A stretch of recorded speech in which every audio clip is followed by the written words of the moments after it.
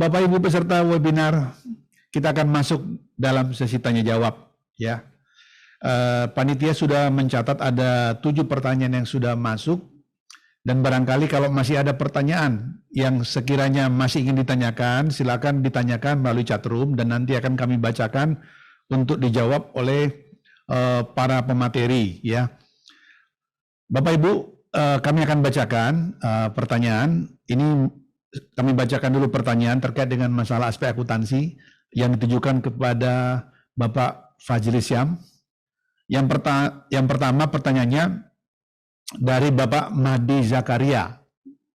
Bapak Mahdi Zakaria bertanya, mohon pencerahan apabila biaya sewa dibayarkan untuk 2 tahun, tetapi perjanjiannya, tanda kutip, apabila pihak penyewa membatalkan perjanjian sewa, maka sisa sewa dibayarkan di muka tidak dapat ditarik kembali. Apakah jurnalnya tetap sewa dibayar di muka? Silakan Pak Fajri dijawab, Pak. Terima kasih Pak Instan, terima kasih Pak Mahdi atas pertanyaannya di rekan diskusi saya sebenarnya. Jadi dalam hal tertentu kita harus pastikan dulu ini dicatat sebagai lesi atau lesor, siapa yang mencatat itu. Jika sewa dibayar di muka itu dicatat oleh sebagai penyewanya, maka dia mencatat itu dalam kolom asetnya. Maka biasakan jurnalnya kan apa yang berkurang, berarti tentu berkurang kas. Maka yang didebati adalah sewa dibayar di muka pada kas. Dia sudah bayar itu duluan dan dia mengakui sewa sebagai pemuka. Nah, kalau terjadi uang prestasi misalnya ya tentu kaitannya dengan proses di mana kapan terjadinya uang prestasi itu. Proses pencatatan di awal tentu akan dilakukan adjustment penyesuaian. Jadi saya berpikir dalam konteks ini kita kembali kepada konsep standarnya, kapan itu terjadi eventnya. Jadi Pak Mahdi, kalau misalnya nanti itu dalam perjanjiannya adalah tidak bisa ditarik kembali, dia tetap dicatat sebagai sewa dibayar di muka. Even though terjadi pada saat realisasinya salah satu pihak melanggar perjanjian, maka lakukanlah adjustment pada saat proses pencatatan itu dilakukan. Tapi yang pasti karena nggak dibalikin ya udah, artinya kan pencatatannya itu tetap sewa dibayar di muka. Terima kasih. Jadi nanti, tetapi lagi kalau dicatat dia sebagai lesor, orang yang menyewakan, maka itu menjadi pendapatan dia kan, dia menerima kas kan. Jadi artinya dia dapat kas, kemudian dia mendapatkan pendapatan sewa. Nah, pendapatan sewa ya karena dia terima kas pada saat itu ya dia pasti menjadikan sebagai unsur pendapatan bagi orang yang menyewakan. Demikian Pak pertanyaannya, mudah-mudahan nanti kita bisa lihat dalam proses realisasinya seperti apa. Karena ini menarik kalau ada teman-teman pengusaha ingin melakukan pencatatan, dia juga harus kita dampingi dengan baik. Terima kasih Pak Istan, terima kasih Pak Mahdi. Open mic Pak Instan. Ya, terima kasih Pak Fajri. Jadi sudah dijawab tadi ya Pak ya. Ini kita langsung masuk pertanyaan berikutnya aja dulu untuk pertanyaan mengenai pajak ini. Ada pertanyaan yang masuk dari Ibu Elia Mustikasari ya. Dia menanyakan bagaimana dengan pelaporan harta waris yang bukan objek PPh? Apakah cukup pembetulan SPT atau dilaporkan di PPS? Nah, ini mungkin silakan salah satu dari tim yang menjawab, Pak. Baik, terima kasih Pak Winston. Jadi terkait pertanyaan dari Ibu Elia, ini luar biasa ya pertanyaannya, bagus sekali. Terkait pelaporan harta waris yang bukan objek PPh, apakah cukup pembetulan SPT atau mungkin mengikuti PPS? Nah, program PPS ini merupakan program yang bersifat sukarela dan tentunya kalau wajib pajak mengikuti program pengungkapan sukarela ini ada manfaat-manfaat yang bisa didapat seperti yang kita jelaskan tadi. Nah, Ibu Elia yang mesti dilihat adalah kalau ada pelaporan harta waris yang bukan objek pajak, apakah cukup pembetulan SPT? Memang benar, itu bisa dilakukan pembetulan SPT tahunannya dengan mencantumkan harta waris tadi. Namun seperti yang tadi kita sampaikan, kalau menjalankan pembetulan SPT tentunya tidak mendapatkan manfaat dari PPS. Sehingga harapannya tentu kita mengharapkan Ibu Elia untuk kemudian melakukan pelaporan atau pembetulan SPT-nya secara benar, lengkap dan jelas sehingga tidak terdapat konsekuensi lainnya. Demikian, terima kasih. Iya, terima kasih.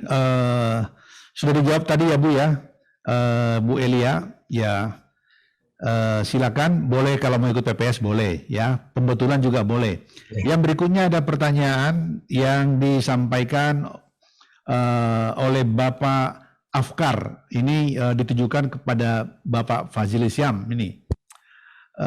Ini terkait dengan sekarang ini perkembangan teknologi, apakah artificial intelligence atau kecerdasan buatan dalam akuntansi ini ke depan akan menggantikan profesi akuntan? Kira-kira begitu nih, ada kekhawatiran daripada para akuntan, terutama nih yang masih mahasiswa nih Pak. Silakan Pak Fazil Syam. Ya, terima kasih Pak Winston. Terima kasih nih Pak Afkar. Ini saya pikir ini dua pertanyaan yang menarik ya. Kira-kira 2 tahun yang lalu atau 3 tahun yang lalu juga diskusi tentang berkembangnya revolusi industri 4.0 itu disebutkan ada beberapa pekerjaan yang mulai terreduce, bahkan digantikan oleh mesin. Tetapi hasil penelitian berikutnya di tahun 2021 kemarin itu ya profesi akuntan tetap bertahan walaupun rankingnya ada di ranking 9 gitu ya. Jadi Pak tidak perlu khawatir Pak. Dan sebagai catatan yang bisa kita sampaikan tadi bahwa di Al-Baqarah 282 itu ada mediasi di tengahnya. Hendaklah orang yang dimintakan untuk mencatat, dia melakukan pencatatannya. Itu pekerjaan kita tuh, pekerjaan akuntansi itu, pekerjaan akuntan, auditor. Agar dia bisa melakukan pencatatan dan melakukan verifikasi atas apa yang telah dilakukan dalam proses pencatatannya. Nah sekarang tantangan besarnya adalah buat kawan-kawan sekalian, khususnya anak saya ini, untuk mengembangkan kompetensi di bidang teknologi ini.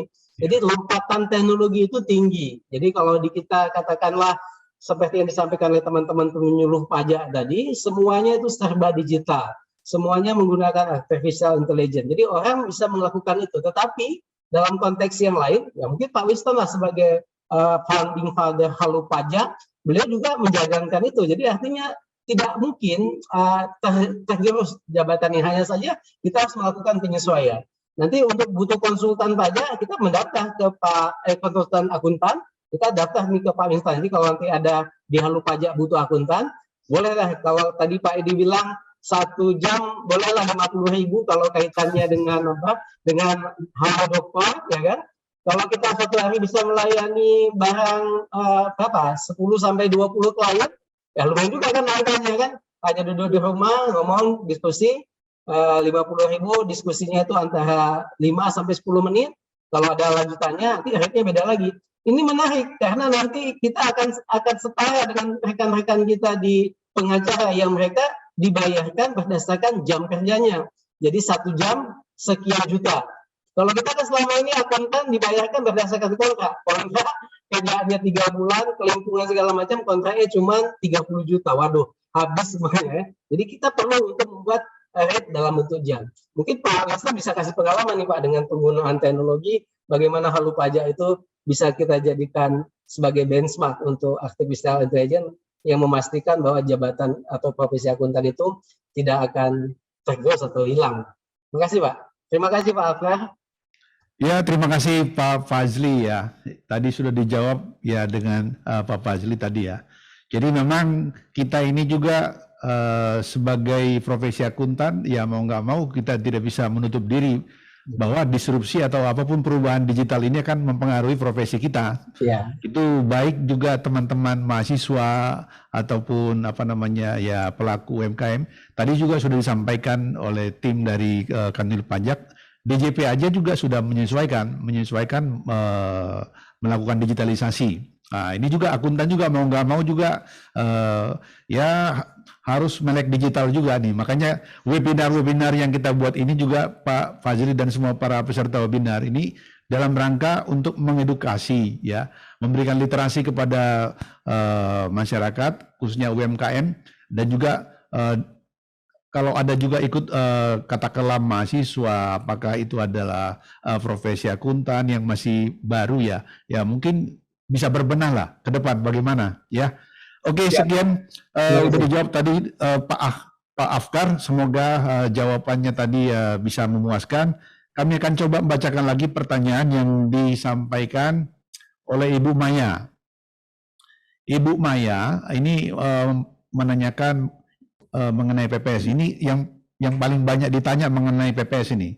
Dalam program pengungkapan sukarela, kami ungkapkan harta yang belum dilaporkan tahun 2015 sampai tahun 2020. Jika di tahun tersebut juga memiliki hutang, apakah harta yang diungkap perhitungannya dikurangkan dengan hutang? Silakan tim dari penyuluh pajak untuk menjawab. Baik, terima kasih Pak Wiston. Jadi terkait pertanyaan dari Ibu Maya, harta yang belum dilaporkan di tahun 2015 dan 2020, sebenarnya kalau kita kembali tadi ke paparan kita sampaikan bahwa basis 2015 ke bawah itu kebijakan satu bagi peserta yang mengikuti amnesti pajak.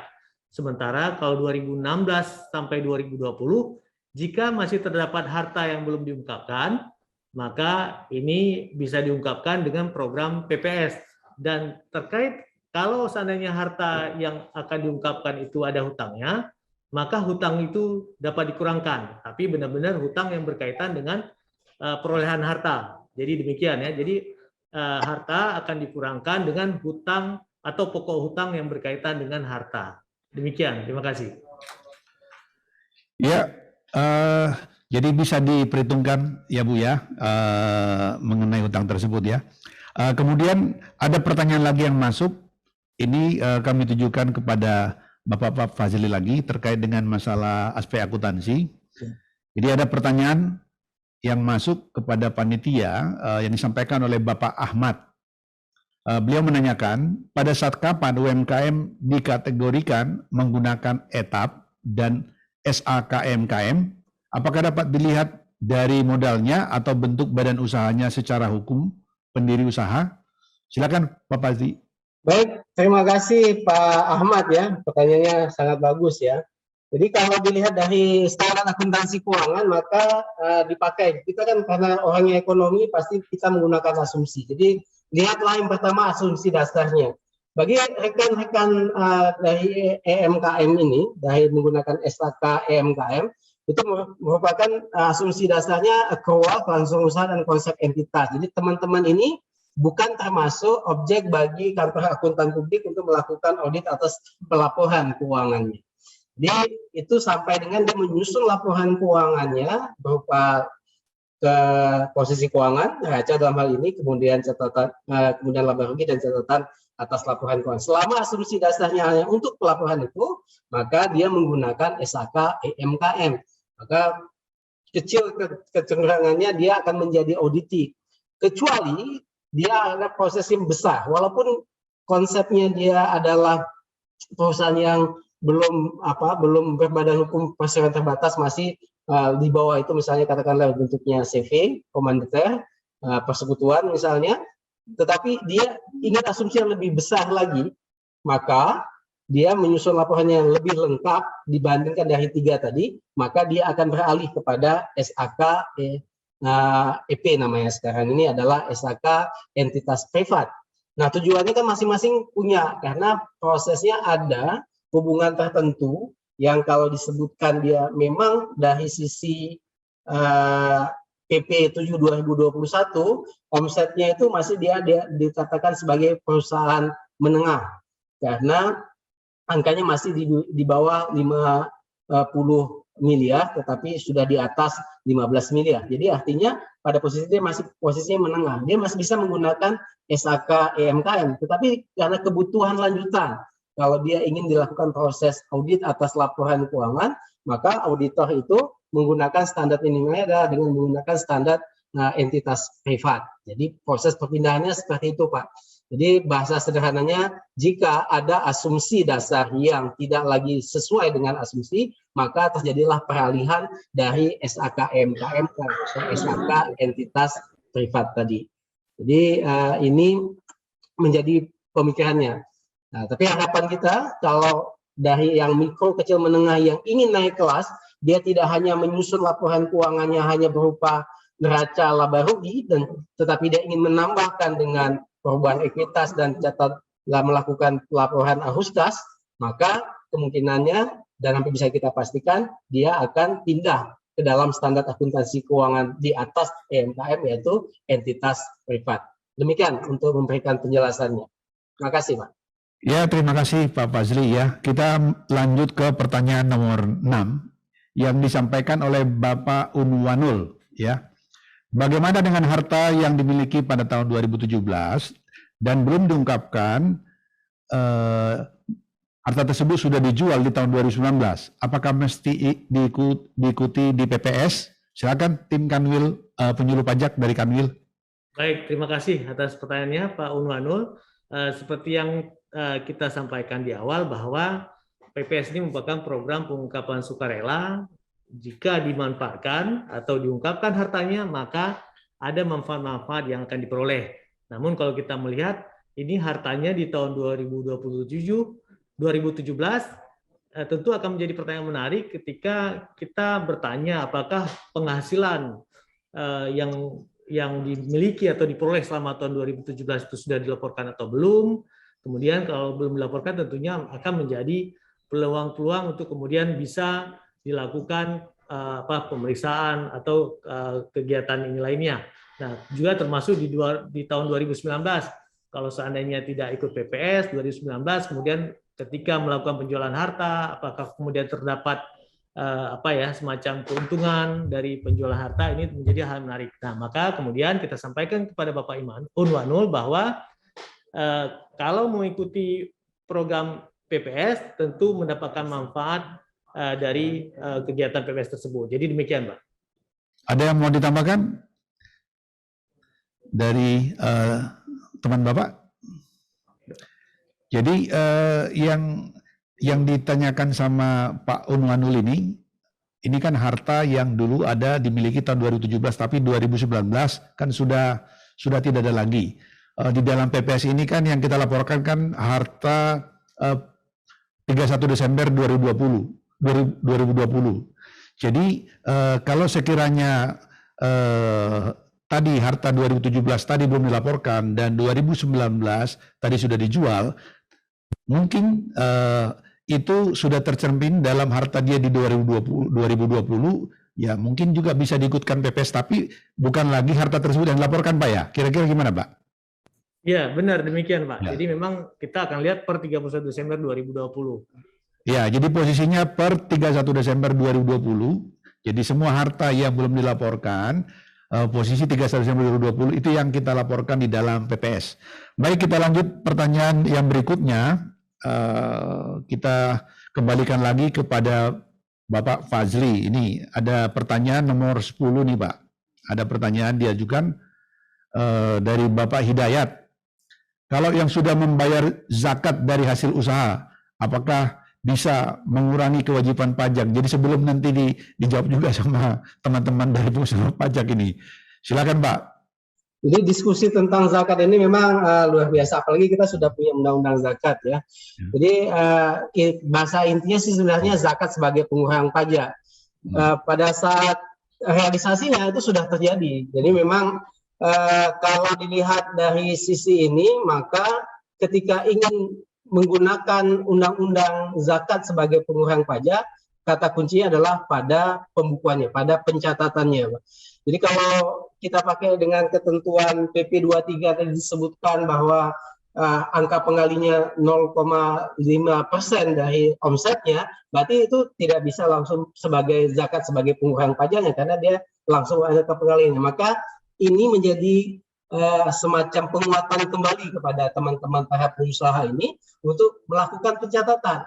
Karena apa? Karena hanya dengan pencatatan inilah kita bisa menemukan bahwa ada zakat yang dibayarkan yang dapat dilaporkan sebagai pengurangan pajak. Saya pikir ini menarik ya untuk siapa tadi Ibu Bu Evi Ongko ini.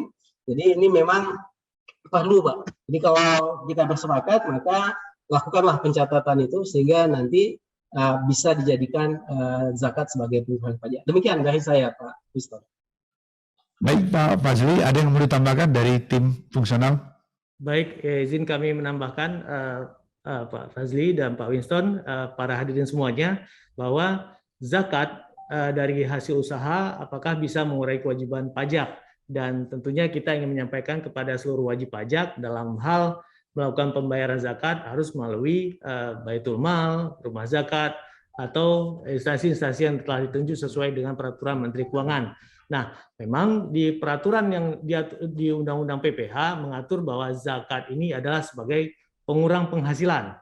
Nah, yang menarik adalah ketika kita berbicara di Aceh, itu ada regulasi khusus yang mengatur di ketentuan di pasal 192 Undang-Undang Nomor 11 tahun 2006 tentang pemerintahan Aceh, bahwa memang menyebutkan zakat adalah sebagai pengurang pajak. Nah, ini yang menarik Pak Winston dan juga hadirin semuanya, bahwa proses ini memang sedang berlangsung, artinya ini belum bisa diterapkan di pajak sendiri. Karena apa? Karena di Undang-Undang PPH mengatur bahwa zakat adalah sebagai pengurang penghasilan. Namun tentu ada sebuah proses yang ingin kita kabarkan kepada kita semua di sini, bahwa ada proses yang sedang melakukan semacam kajian terkait adanya aturan turunan, sehingga ketentuan pasal 192 Undang-Undang Nomor 11 tahun 2006 itu kemudian bisa dilaksanakan di Aceh, sehingga tidak tertutup kemungkinan bahwa zakat itu bisa menjadi sebagai pengurang pajak. Jadi demikian. Terima kasih. Ya, terima kasih tim penyuluh dari Kanwil Pajak sudah memperjelas lagi penjelasan mengenai zakat ini ya. Ini ada pertanyaan yang disampaikan oleh Bapak Ahmad Rahmat ya. Ini terkait dengan PPS juga nih. Harta seperti apa yang harus diungkapkan? Ada case wajib pajak memiliki logam mulia sejak 2016 dan digadaikan pada tahun yang sama. Apakah logam mulia yang digadaikan tersebut masuk kategori harta yang harus diungkapkan? Bila diungkapkan, masuk kategori apa dan apakah harus dibayar pajak atas kepemilikan logam mulia yang digadaikan tersebut? Case lain, WP memiliki saham yang diperjualbelikan secara harian, apakah diungkapkan juga? Ya, mungkin coba dijawab dengan tim penyuluh dari Kanwil Pajak Aceh. Baik, terima kasih.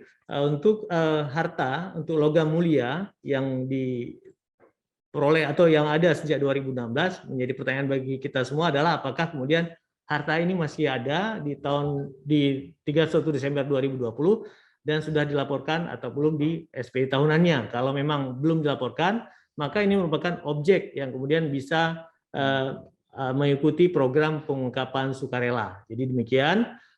Kemudian terkait saham yang diperjualbelikan, ini juga sama seperti yang kita sampaikan tadi, apakah masih ada dan kemudian belum dilaporkan. Kalau belum dilaporkan di SPT tahun 2020, ini merupakan objek yang bisa mengikuti PPS. Jadi demikian. Oke, mudah-mudahan bisa ya ditangkap ya dari penjelasan dari bapak-bapak dari fungsional penyuluh pajak. Ini kita coba lagi bacakan lagi, ada pertanyaan dari Ibu Ayu Lestari ya. Saya Ayu ingin bertanya, saya seorang mahasiswa dan bekerja juga, akan tapi penghasilan saya belum mencapai 54 juta setahun. Apakah saya harus memiliki NPWP? Sedangkan pemerintah mengumumkan akan menerapkan NIK menjadi NPWP bagi wajib pajak orang pribadi mulai tahun 2023. Mohon arahannya, terima kasih. Ya, terima kasih Pak Winston. Ya, tadi dari pertanyaan dari Ibu Ayu Lestari ya, menarik sekali. Memang sebelum UU HPP ini keluar, ya kita sudah sering dengar NIK katanya sama dengan NPWP, NPWP menjadi NIK gitu ya Pak ya. Ya, benar. Namun kembali lagi bahwa terkait dengan penetapan wajib pajak, nah ini harus memenuhi yang namanya syarat objektif dan juga subjektifnya. Tadi Bu Ayu ya, penghasilannya masih di bawah 54 juta rupiah dalam 1 tahun. Nah, artinya kan beliau ini belum memenuhi syarat subjektifnya gitu ya, objektifnya. Nah, terkait hal tersebut, nah kami tentu saja memang mengembalikan lagi kepada Bu Ayu Lestari lagi kan. Nah, kalau untuk terkait kewajiban perpajakan, tentu saja selama belum memenuhi syarat subjektif dan objektif, Bu Ayu tidak harus memiliki NPWP. Namun kita harus lihat lagi, NPWP ini kan bukan cuma untuk terkait dengan kewajiban perpajakan gitu ya. Banyak hal yang memang menjadi fungsi dari NPWP ini. Nah, nanti Bu Ayu silakan bisa konsultasi kita lebih lanjut mengenai manfaat dari NPWP. Nah, terkait dengan integrasi NIK, Ini kita tunggu saja bersama, dan ini juga tidak serta-merta. Sekali lagi, bukan berarti nanti saat diintegrasikan NIK dan NPWP, semua masyarakat itu menjadi wajib pajak. Nah, saya tekankan sekali lagi, yang menjadi wajib pajak adalah yang telah memenuhi syarat objektif dan subjektifnya. Sekian, terima kasih. Ya, baik, makasih tim penyuluh dari Kanwil Pajak. Satu lagi pertanyaan mengenai pajak ini dari Ibu Ongko. Jika kita sebagai UMKM dengan omset 2 miliar per tahun, maka PPh yang kita bayar dengan tarif 0,5% itu adalah atas angka 2 miliar tersebut atau harta yang Rp 1,5 miliar saja. Silakan Pak, dijawab Pak. Ya, baik Pak Wiston, betul. Iya, jadi tadi pertanyaan Ibu Evi Ongko ya. Jadi kalau misalnya ini untuk tahun pajak 2022 sejak berlakunya Undang-Undang HPP ini, ya benar. Itu jadi yang jika dalam 1 tahun omsetnya 2 miliar, dikurangi dulu 500 jutanya Pak.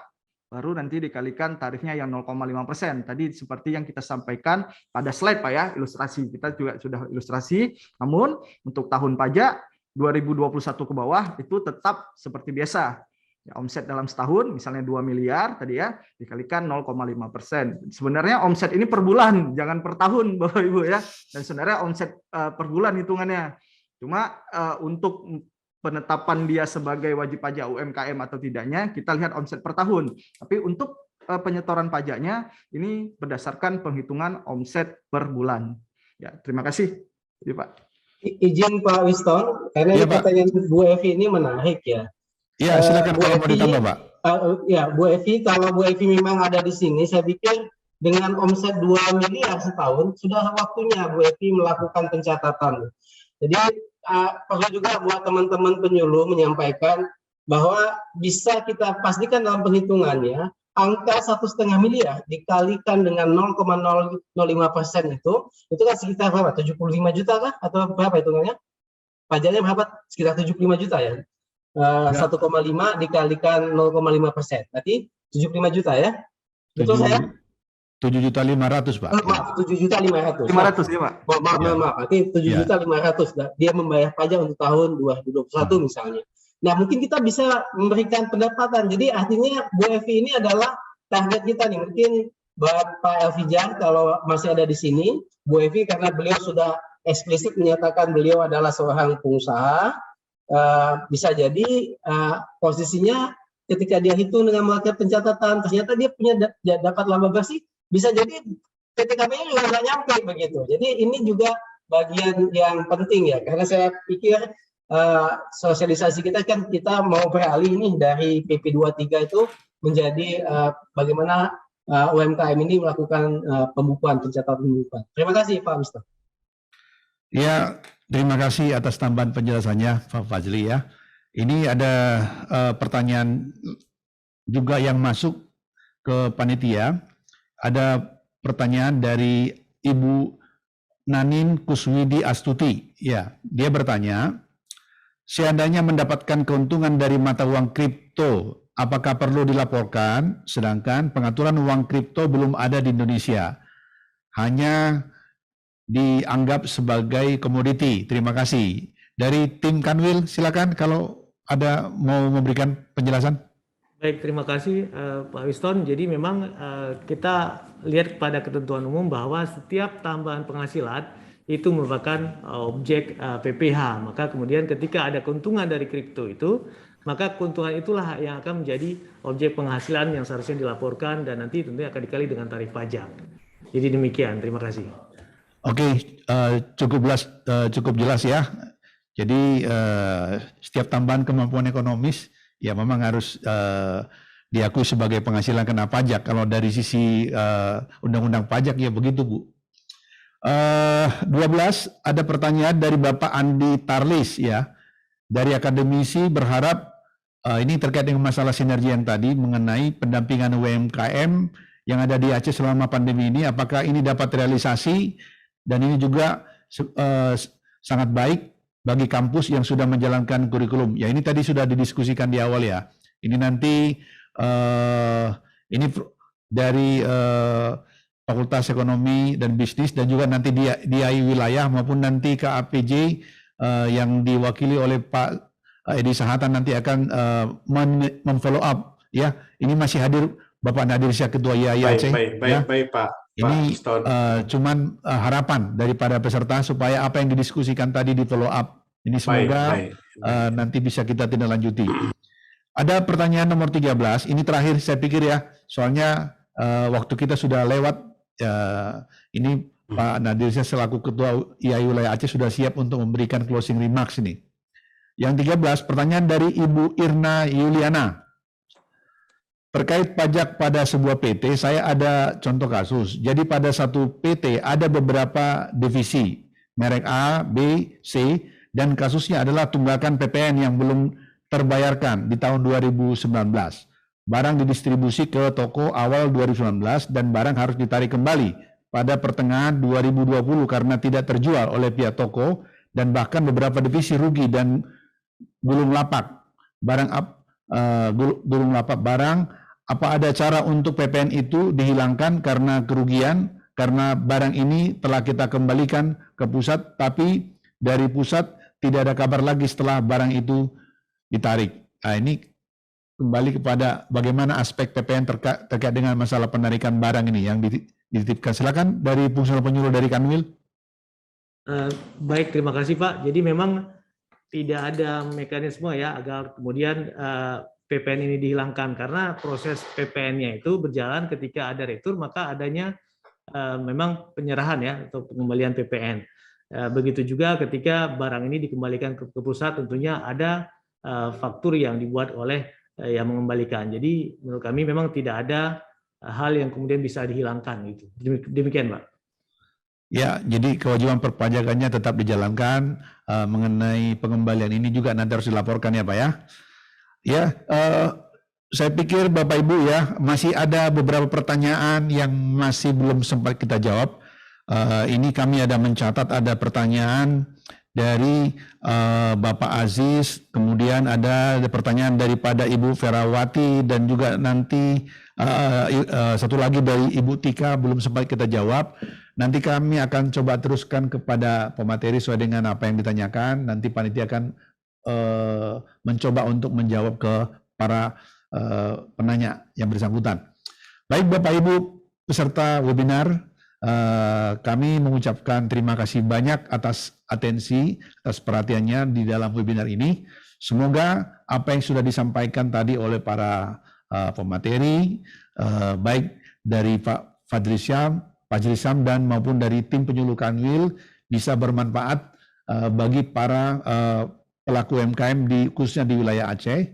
Dan kita berharap webinar ini bisa bermanfaat bagi para peserta webinar. Demikian sesi penyampaian materi dan tanya jawab yang sudah kita jalankan bersama. Selanjutnya kami kembalikan layar dan waktu kepada host, yaitu Bapak Edi Sahata. Silakan Pak. Terima kasih Pak Wiston, terima kasih rekan fungsional penyuluh.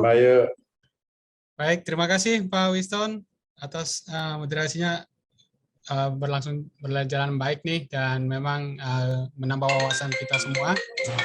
Baiklah, sebelum kita serahkan kepada Pak Nadir Syah untuk menutup acara ini, saya pribadi mewakili IAI Kompartemen Akuntan Pajak mengucapkan terima kasih kepada semua pihak, kepada Kementerian Koperasi Usaha Kecil dan Menengah, kepada Kepala Dinas Koperasi Usaha Kecil dan Menengah Aceh,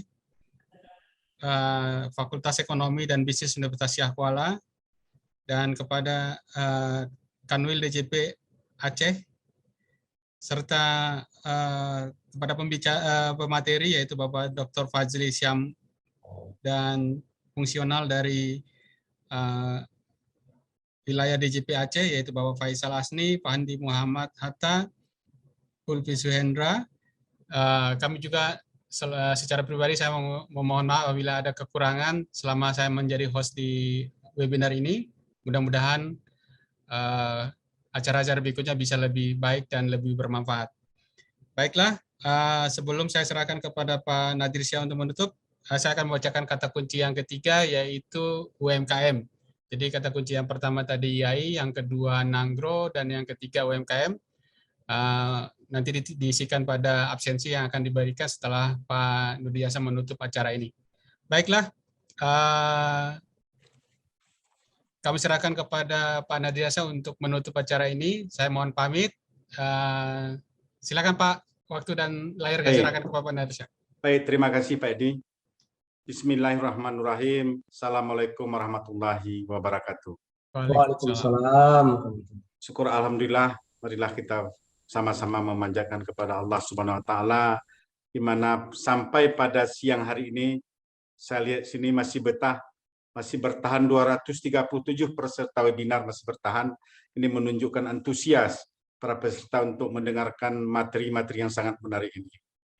Selawat dan salam kita aturkan kepada junjungan kita Nabi besar Muhammad SAW yang telah membawa kita dari alam kegelapan ke alam ilmu berpengetahuan saat sekarang ini. Yang kami hormati Bapak Menteri Koperasi atau yang mewakilinya, Bapak Temi Satya Permana, Asisten Deputi Pembiayaan, mungkin sudah keluar. Yang kami hormati Bapak Imanul Hakim, Kanwil DJP Aceh. Yang kami hormati Bapak Profesor Faisal SMSCMA, Dekan Fakultas Ekonomi dan Bisnis Universitas Syah Kuala. Yang kami hormati Bapak Insinyur Helvizar MSI, Kanwil Koperasi UMKM Aceh. Dan yang kami hormati Bapak Sahala Edi Situmorang sebagai host dari Kompartemen Akuntan Pajak IAI, dan yang kami hormati Pak Wilson Manihuru selaku moderator, dan yang kami hormati tim pemberi materi. Di sini ada Dr. Fazli Sam BZ, SMSIA KCE, yaitu Sekretaris IAI Wilayah Aceh, dan juga tim penyuluh dari DJP Aceh, ada Pak Faisal Azmi, Pak Fandi, dan Pak Ulpi Suhendra. Dan yang kami hormati dan yang kami banggakan para peserta webinar pada siang hari ini. Baik, saya diberikan kesempatan closing remark. Saya pikir semua kita sudah paham benar materi yang diberikan tadi. Mulai dari pagi tadi masing-masing sudah mempunyai catatan-catatan dan sudah mempertanyakan tadi kepada para pemateri bahwa topik kita pada dari pagi sampai siang hari ini yaitu berbicara tentang aspek perpajakan dan akuntansi UMKM serta sosialisasi undang-undang harmonisasi peraturan perpajakan yang berkaitan dengan usaha UMKM. Bapak Ibu peserta webinar yang saya hormati, bahwa kalau berbicara perpajakan dengan akuntansi ini sangat menarik. Ini hal yang erat hubungannya pajak dan akuntansi. Itu pasti hubungannya kaitannya sangat erat sekali, bahwa pajak ini dikenakan atas penambahan penghasilan, yaitu laba. Laba ini dihasilkan oleh proses akuntansi di dalam laporan keuangan. Tadi para pemateri sudah menyampaikan bagaimana membuat pencatatan dan sudah diamanahkan dari Allah. Tadi Pak Faldi sudah membacakan Quran surat 2 ayat 282 bahwa catatan itu merupakan perintah Allah. Maka bagi UMKM mulailah dari sekarang itu melaksanakan pencatatan tentang bagaimana untuk mencatat aset, mencatat kewajiban dan mencatat ekuitasnya. Untuk itu bagaimana memang tidak semuanya paham bagaimana cara mencatat karena memerlukan latar belakang pendidikan akuntansi.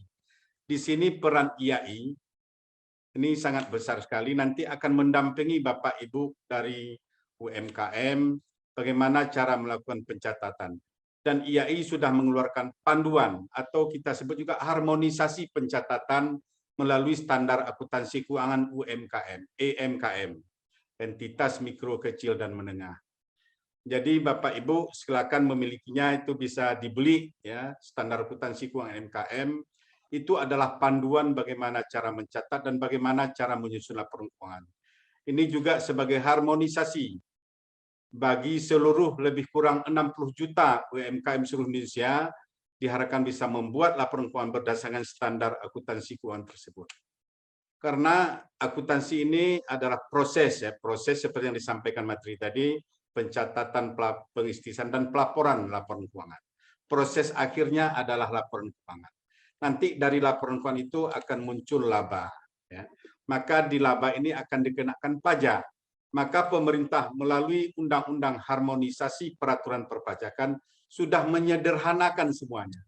Ya, dari tim fungsional penyuluh pajak sudah menyampaikan bagaimana UMKM itu bisa membayar pajak akan menambah penerimaan negara. Dan sangat simpel sekali, bisa digitalisasi tadi sudah disampaikan, dan juga berbeda dengan undang-undang yang lama, dengan Undang-Undang Nomor 7 Tahun 2021 ini tentang Undang-Undang Harmonisasi Peraturan Perpajakan sudah sangat sederhana. Jadi jangan takut Bapak Ibu untuk menyelenggarakan pencatatan dan akan nanti dampaknya adalah dalam hal pembayaran pajak. Jadi bagi dinas pajak atau dari kanwil pajak itu akan sangat membantu apabila Bapak Ibu semuanya dari pengusaha, dari praktisi UMKM menyelenggarakan pencatatan akuntansinya. Mungkin sekali lagi saya harapkan juga kepada Dinas Koperasi dan UMKM Provinsi Aceh, kami dari IAI Wilayah Aceh nanti siap bekerja sama dalam penyelenggaraan, baik dalam penyelenggaraan pelatihan maupun dalam pendampingan.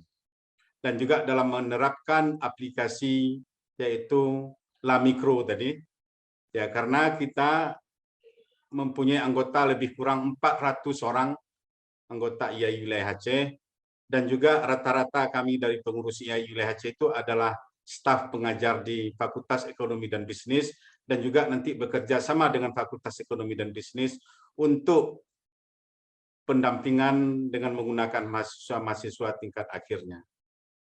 Mungkin demikian closing remark saya, dan mungkin karena sudah menunjukkan jam 12:02, mungkin kita sudah mendengarkan semua materi-materinya. Diharapkan kepada panitia semua materi ini dapat di-share ke semua peserta yang ikut webinar ini. Demikian, lebih dan kurang saya mohon maaf, dan terakhir dengan mengucapkan Alhamdulillahirabbil alamin, webinar pada hari Kamis tanggal 24 Februari 2022 dengan topik aspek perpajakan dan akuntansi UMKM serta sosialisasi Undang-Undang Harmonisasi Peraturan Perpajakan yang berkaitan dengan usaha UMKM dengan resmi ditutup. Lebih dan kurang saya mohon maaf. Assalamualaikum warahmatullahi wabarakatuh. Waalaikumsalam. Selanjutnya saya kembalikan kepada Pak Edi. Silakan Pak Edi. Oke, jadi dengan ditutupnya kami mengucapkan terima kasih kepada semua peserta. Link absensi sudah kita bagikan, dan nanti untuk presentasi juga kita akan bagikan. Kita juga ada chat di WhatsApp group. Kalau misalnya nanti ada yang kurang, boleh menyampaikannya di link atau mengikuti di sosial media kita maupun sosial media di Halo Pajak. Jadi kembali kami mengucapkan terima kasih Pak Fazri, Pak Nudarsyah, fungsional penyuluh dari Kanwil, Pak Imanul, dan tim yang lain yang turut serta. Saya mengucapkan terima kasih. Mudah-mudahan acara kita ini bisa berlanjut ke depan. Baik, terima kasih semuanya. Ya, terima kasih Pak Fazli Syam dan juga tim penyuluh dari Kanwil semuanya. Terima kasih Pak Wiston, sukses selalu, teman-teman fungsional, salam sehat, Pak Edi. Mungkin diskusi seperti ini perlu kita tindak lanjuti. Jadi kan ada pertanyaan terakhir dari teman tadi yang pertanyaan nomor 6. Nanti tolong dijawab Pak ya. 14 kan. Saya pikir kita akan actionkan lah. Saya menarik angka yang disebutkan eksplisit oleh Pak Edi tadi. Jadi kalau misalnya satu kabupaten kota itu bisa saja mengalokasikan 500 pengusaha kecilnya, dan itu kita data kan, kita bisa laporkan itu ke DJP ke Direktorat Jenderal Pajaknya, kemudian kita bisa laporkan 500 itu di tingkat IAI KAPD, kemudian sampai ke kementerian, dan kemudian dengan kerjasama antara IAI wilayah dengan Fakultas Ekonomi menetapkan, saya pikir itu menarik Pak. Jadi kalau 500 di kita di Aceh ini ada 23 kabupaten kota, satu kelompok mahasiswa itu bisa mendampingi sampai 100 orang usaha kecil.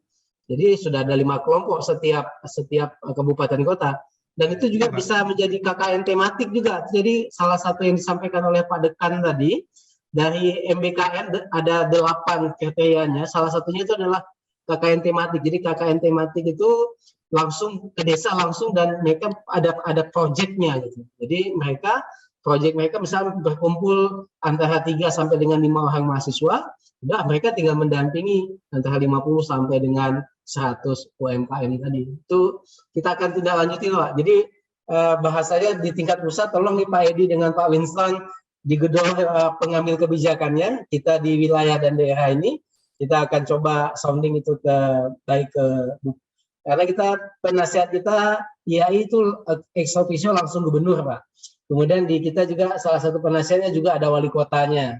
Wali kota Banda Aceh juga penasihat IAI ya. Jadi mungkin ini kita action kan Pak. Mohon nanti arahannya, kalau yang punya pengalaman kan Pak Winston nih yang foundernya Halo Pajak. Jadi menarik juga nih untuk kita bisa buka channel ada di Aceh untuk Halo Pajak ya Pak. Makasih Pak. Ya, makasih Pak. Mohon izin live ya Pak ya. Ya, Oke, terima kasih. baik Pak. Saya Saya mohon izin izin juga. Pak Edi, Pak Winston, makasih Pak Fadli. Terima kasih Pak. Ya, selamat, makasih Pak Ketua. Pajak, ya, Mas.